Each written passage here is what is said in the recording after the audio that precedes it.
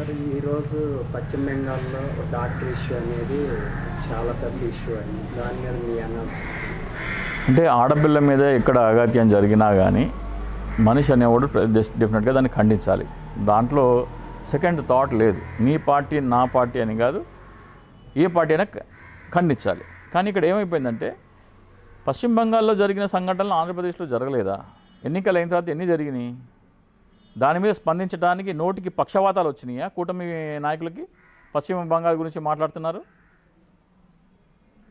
నీ సొంత ప్రభుత్వం అయినా సరే ప్రశ్నించి ఖండించగలిగినప్పుడు మాత్రమే నీకు విపక్షాల మీద చేసిన దీన్ని ఖండించే నీకు నైతిక అర్హత ఉంటుంది. సో అది ఒక రాష్ట్రానికి పరిమితమైన అంశం కాదు, ఒక ప్రాంతానికి పరిమితమైన అంశం కాదు. అది ఏ ప్రాంతంలో, ఏ రాష్ట్రంలో, ఏ పార్టీ అధికారంలో ఉన్నా, ఎక్కడ జరిగినా కానీ ముక్తకంఠంగా అందరూ దాన్ని ఖండించాలి అని రాజకీయ పార్టీలన్నీ తీర్మానం చేసుకోవాలి. అప్పుడే దానికి నిజమైన న్యాయం జరుగుతుంది. వాళ్ళ పేరెంట్స్ వస్తే 3 గంటలు వెయిట్ చేయించారు.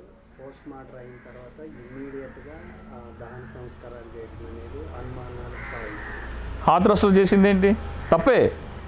మమతా బెనర్జీ ప్రభుత్వం చేసింది ఒప్పనే అంటలా, ముమ్మాటికి తప్పే, దాంట్లో అనుమానం లేదు. హాత్రస్సులో ఏం జరిగింది? హాత్రస్లో కూడా జరిగింది తప్పే అని ఒప్పుకోవాలి కదా. హాత్రస్లో జరిగింది తప్పే, ఇక్కడ జరిగింది తప్పే అనే నాయకుడికి మాత్రమే దీని మీద గొంతెత్తే నైతిక అర్హత ఉంది, లేకపోతే ఎవరికి అర్హత లేదు. దానికి సంబంధించిన కేసుకు సంబంధించిన అన్ని సాక్ష్యాలను అనేది తారుమారు చేశారు అనేది వాదనగా వినిపిస్తుంది. హాత్రస్లో బాడీ కూడా తల్లిదండ్రులకి ఇవ్వలేదు కదా. ఇక్కడైతే కనీసం బాడీ అయినా తల్లిదండ్రులకి ఇచ్చినట్టున్నారు. ధన సంస్కారాలు ఎవరు చేశారు? తల్లిదండ్రులు చేశారు కదా. తల్లిదండ్రులు చేశారంటేనే ఆ బిట్ ఉంచండి. తల్లిదండ్రులకి నాకు తెలిసి ఇచ్చే ఉంటారు.